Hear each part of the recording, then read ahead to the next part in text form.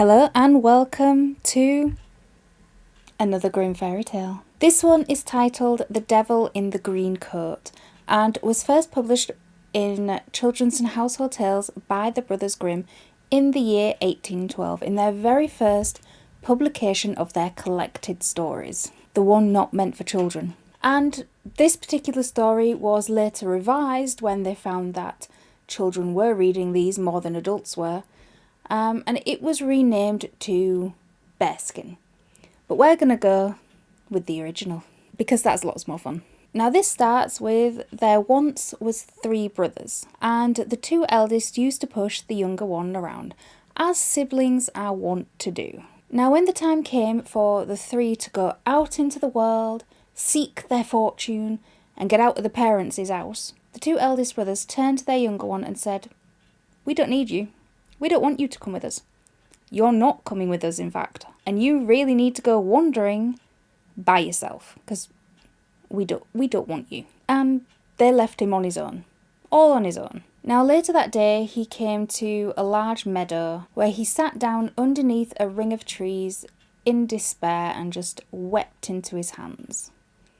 Poor little lad. Now all of a sudden he heard a tremendous rumbling through the ground, and a roar erupted all around him. And when he looked up, he saw none other than the devil walking towards him on cloven hoofs and wearing a green coat. It's not a coat, but it is green. Now the devil asked the boy, "What's the matter? Why are you crying?" And the young man told the devil his tale and how his brothers had just abandoned him. And the devil replied to him that he was horror of horrors, shock of shocks, prepared to help him. And I will read you the bargain. If you put this green coat on, you'll see that it has pockets that are always full of money. You just have to dig into the pockets whenever you like. But in exchange for the coat, I demand that you don't wash yourself for 7 years, that you don't comb your hair, and that you don't pray. If you die during the 7 years, then you are mine. If, however, you live, then you'll be free. In addition, you'll be rich for the rest of your life. Would you take the devil up on that bargain? The young man felt that his troubles were so great and his misery so strong that he accepted the devil's offer. And the young man put the devil's green coat on himself. And as he reached his hand into the pocket, it came out brimming with gold coins. Now the young man strode out into the world with utmost confidence. And that first year, things were amazing. He could buy anything he wanted, and everybody that he met, he was very well regarded, held in the highest of esteems. The second year, however, things got a little bit worse. His hair had grown long, and nobody could recognise him. And nobody would look twice at him. Nobody would give him lodging for the night because he looked and smelt absolutely atrocious. And the more time passed, the more pronounced this became. However, the young man gave a lot of his money, because let's face it, it was a never-ending supply. He gave away a lot of his money to the poorest of poor people, and asked only one thing of them in return. In return for all this gold, all they had to do was pray for him and request the Lord some clemency so that he would not die within 7 years, and thus keep to the bargain and not fall into the devil's hands. See, devil kind of leaves a loophole in that contracts of his. When the 4th year rolled round, he wanted to stay at an inn, but looking and smelling as he did, the innkeeper, of course, flatly refused. However, on the young man pulling out a gigantic wad of cash, slapping it down on the bar, for some reason the innkeeper relented and let him stay. Now that evening the young man was just sitting in his room contemplating his lot, when from the next room over he heard a very loud moaning sound. So he went to investigate. If you hear a loud moaning sound coming from the hotel room next door, the last thing you want to do is investigate. I'm just saying. The young man went to investigate And on his investigation, he found an old man sat on the floor of his room, crying uncontrollably. And as he looked up and saw the young man standing in the doorway, he told him in no uncertain terms to go away and mind his own business. As you would. The young man, however, stood his ground and asked him what was troubling him. And the old man just relented and told him.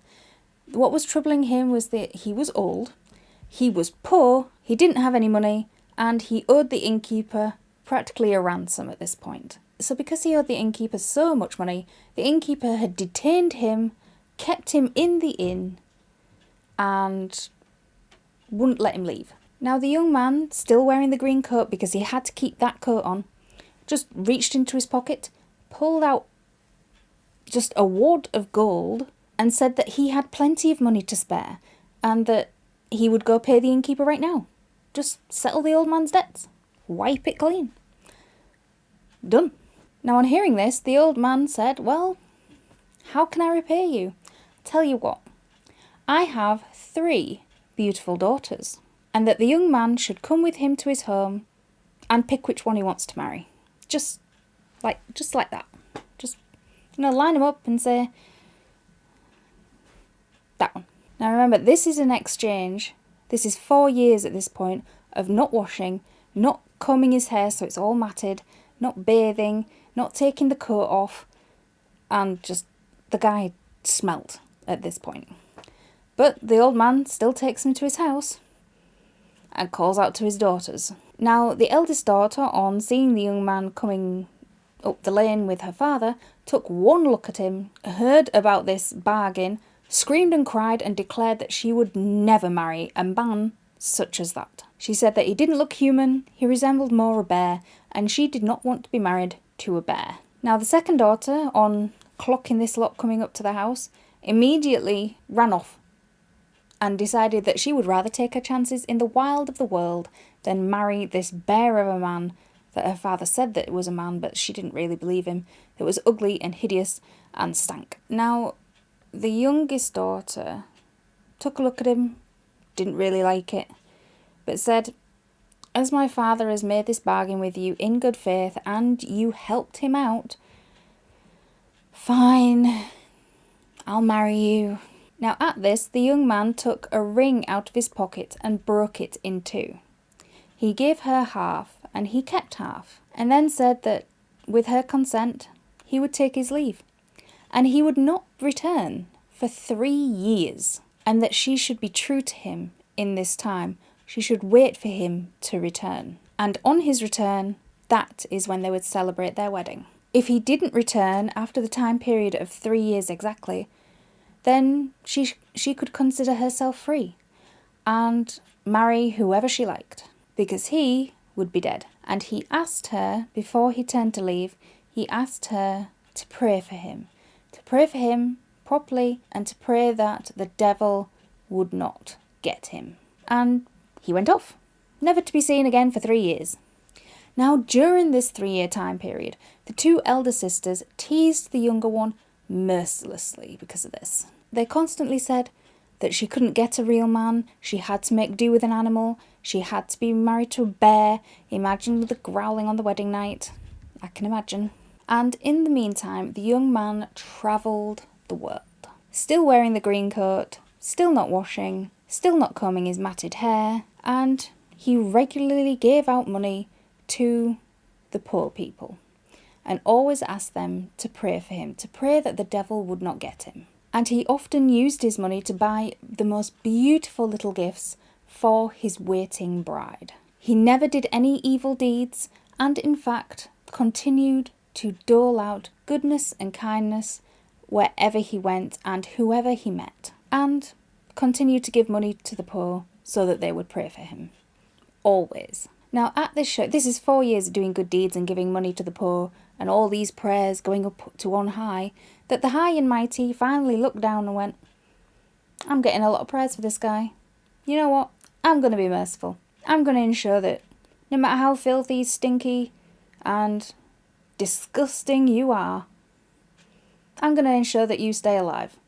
I'm going to make sure that the devil down there don't get you. and the young man stayed alive and relatively healthy for the next 3 years. Now that the 7 years was up to the day, the young man returned to the meadow and the circle of trees where he first made the bargain with the devil 7 years ago. Once again, as soon as he stepped foot in this circle of trees, a tremendous roar shook the ground and the devil appeared in front of him. And the devil was pissed. He stamped his cloven hooves, he roared fire to the sky. But nothing could change the bargain that had been struck, and he demanded the green coat back at once, which the young man, of course, obliged. He could afford to. He was now rich, he was now free, and he was on his way to marry a beautiful young lady. But first things first, the first thing he did was return to his childhood home and take a much-needed shave and a bath, probably more than one. He cleaned himself up, dressed himself finely, and set out to his beloved's home. But on riding up to this house, the old man did not recognise him. The young lady didn't recognise him. He was to them as a stranger. And when the young man regaled his tale to them, as it's, how could I know these things if I didn't help you? They didn't believe him. Now finally, the young man turned to the maiden and said, "Don't you still have that half a ring that I gave you 3 years ago?" And dutifully she pulled it out of her pocket, where she'd been keeping it the last 3 years. And he took his own half out of his own pocket and fit them together to a perfect match. And now at these two halves making one whole. Romantic, right? Now they knew that the young man was indeed the bride's intended, and the wedding ceremony was planned. Now when the young maiden saw that her intended was not some stinky, disgusting, dirty bear of a man, he was actually young, shaven, handsome, a bit rugged, she was very happy, and she grew very fond of him very, very quickly. And the wedding was to be held the next day. However, since the two elder sisters had passed on the offer of marriage to this very, very handsome young man, it turned out, and lost their chance for happiness, why couldn't they just marry somebody else? But we'll get there. This is all the day before the wedding. And they became so furious at the loss of all this potential richness and life and this handsome guy to marry, that one of them went and drowned herself, and the other went into the woods, slung a rope around a tree branch, and hung herself. The day before the wedding. And that evening, the night before the wedding, a knocking was heard on the cottage door. And on opening, the young man beheld the devil in all his brimstone fiery glory, in his resplendent green velvet coat, and he was dancing and capering around the yard because he was very, very happy, because although he had lost the young man's soul, he had two pure virginal maiden souls to play with and torture for the rest of eternity. And that is the end of this fairy tale. I can see why it was revised in later editions so as to more appeal to children, but I am glad that the original is as dark in some places as it is. So let me know your thoughts in the comments down below. Have a very happy Halloween.